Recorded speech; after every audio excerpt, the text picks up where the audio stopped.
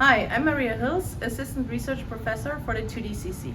And I'm Derek Liu, a PhD student in the Department of Material Science and Engineering. We use the hybrid molecular beam epitaxy, short MBE system, in the 2DCC facility to grow epitaxial films of transition metal dichalcogenides, mono and sesquichalcogenides, such as platinum diselenide, indium selenide, and bismuth selenide. The system is coupled by an ultra-high vacuum buffer line to another hybrid MBE system for oxide growth and a sputter chamber for deposition of electrodes and capping layers. The cluster was developed in collaboration with DCA Instruments in Finland. One of our typical samples will start at one of our low locks. This short section of the buffer is designed to be bent to ambient pressure and pound down to ultra-high vacuum levels quickly and frequently. At ambient pressure level, this door pops open and we can load up to 10 samples, which can be a few millimeters or up to 3 inches in lateral size. When loaded and the pumps are turned on, the base pressure will drop to 1 billionth of normal atmosphere in about 30 minutes. Lightly dissolving materials like water films are removed from all samples in the load lock through a heating cycle generated by a rooftop lamp heater. The samples are then transferred into the growth chamber by magnetically coupled manipulators. Once a sample is in the chalcogenide growth chamber, it is positioned facing all available deposition sources.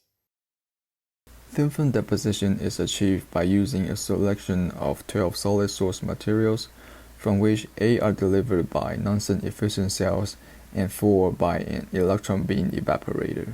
3 atomic gases, argon, oxygen, and nitrogen, can be supplied by a radio frequency plasma source. To minimize contamination during the slow growth rates of MBE, a series of turbomolecular, cryogenic, and dry rough pumps run continuously without interruption to generate and maintain the ultra-high vacuum levels in the whole system. Pumps and liquid nitrogen running alongside through the reactor sidewalls further reduce the gas level in the chamber down to 1/1,000,000th of atmospheric pressure. Those are conditions comparable to outer space, and we are able to diagnose and test them using the installed residual gas analyzer. Thin film deposition is almost fully automated and controlled by the operated computer infrastructure panel.